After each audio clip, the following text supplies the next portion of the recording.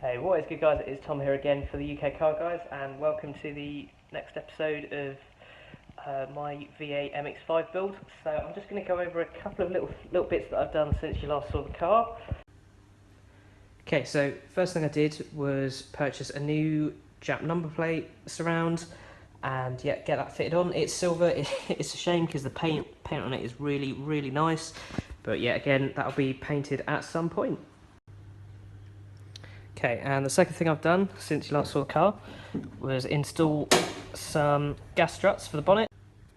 So these have offered up a couple of advantages. So first off, the bonnet definitely opens a little bit wider than it would with just the standard shaft. And secondly, when the bonnet prop would lie flat, it would come and sit along here and tuck behind there. So basically it was coming in contact with this hose here. So on the standard ones, it obviously runs along the same place, but on the radiator, the hose comes out slightly lower down here, and it comes out slightly lower, so there's enough space to put that there.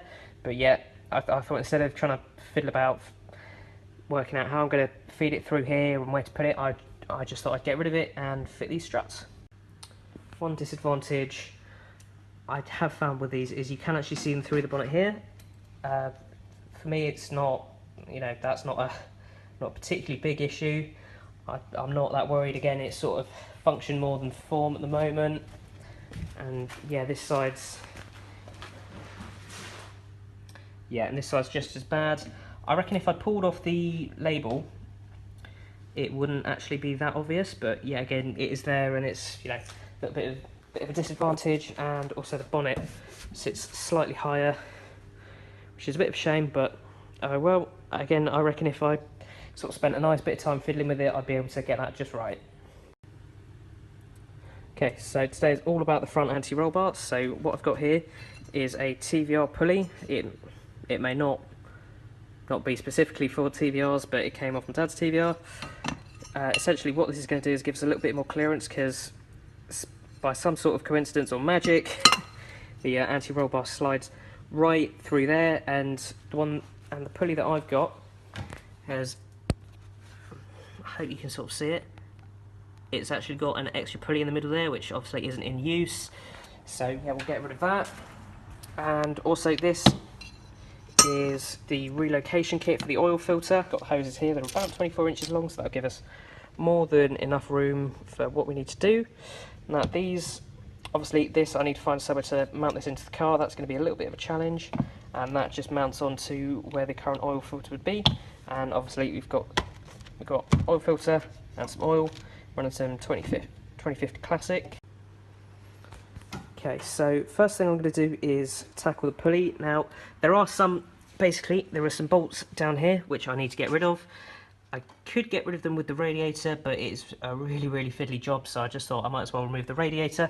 All I've got to do is disconnect the hoses, disconnect the switch to the fan, because I believe no, actually thinking about it, the fan is actually not mounted to the radiator, which is not ideal, but it should just be a couple of bolts, and remove the two hoses, one here, one down there, and we should be able to get this radiator out, and we'll have full access to the bolts in the pulley and get that swapped over.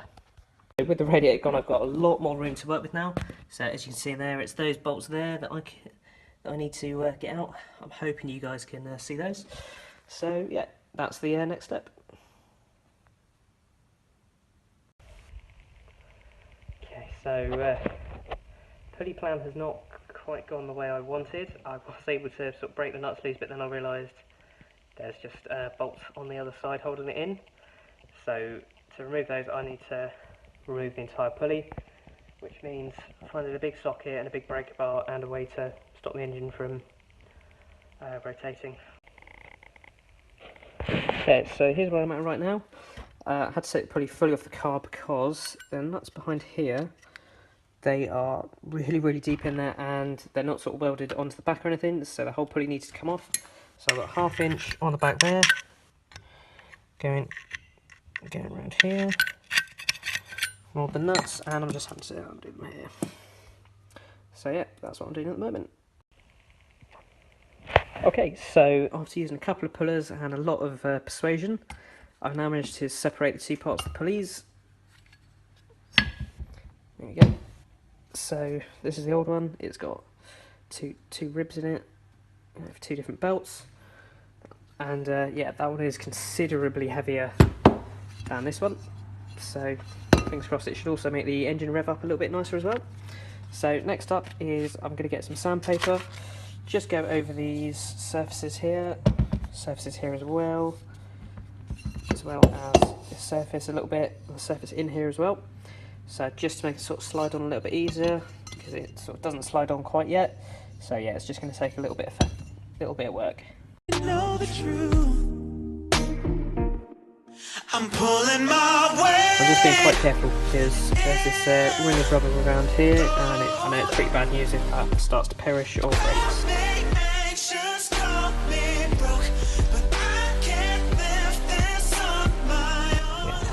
I would show this step in a bit more detail. I would show this step in a little bit more detail, but it's kind of difficult to hold the camera and sandpaper at the same time, so I will join you back in a moment. Sandpaper, a nice pile of rust. This all slides on quite nicely now. I just need to find out the location thing. There's a little nub there that hole slots into, and as if by magic, there we go.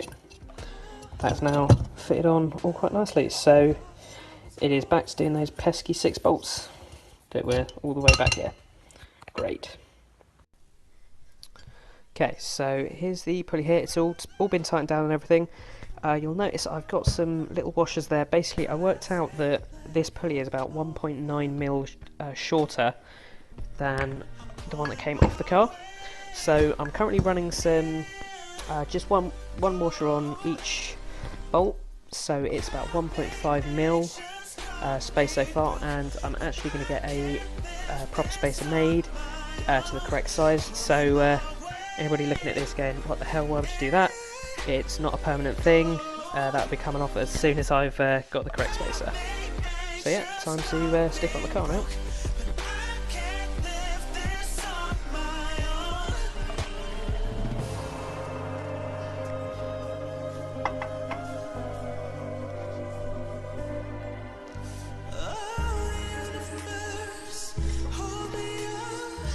It's a little bit tricky to do one-handed.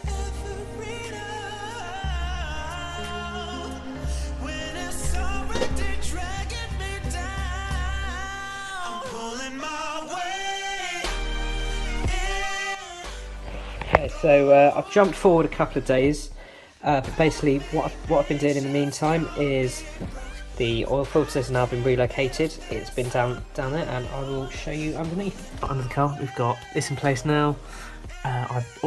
I've just ordered another new hose, so I've got that to go on as well. It's a slightly different shape, so I think that'll be...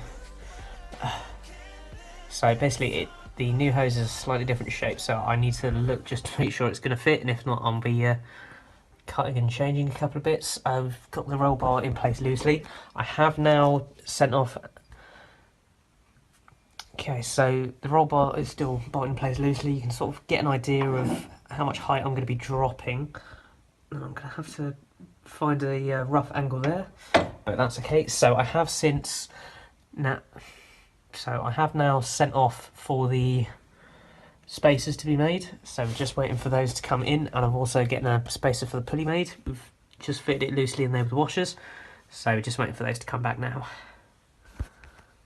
That concludes this episode of the VIA MX5 build.